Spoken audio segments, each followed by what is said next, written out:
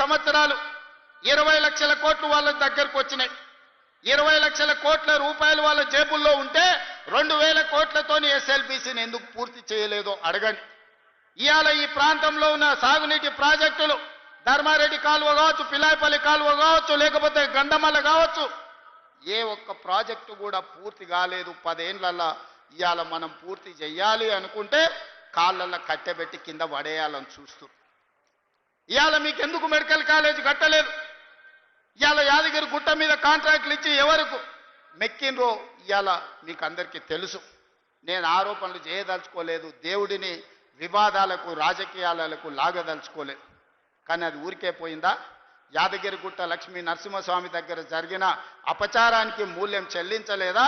మన ప్రభుత్వం ఏర్పడ్డ నాడే బొక్కవోర్ల పడి మక్కెలి ఇరగలేదా? మీకు తెలియదా? చేసిన పాపాలు ఎక్కడికి పోవు, మన ఎంబడే వస్తూనే ఉంటాయి నీడలాక. ఇవాళ పాపాలు చేసిండ్రు కాబట్టి మీ పరిస్థితి గట్లయింది.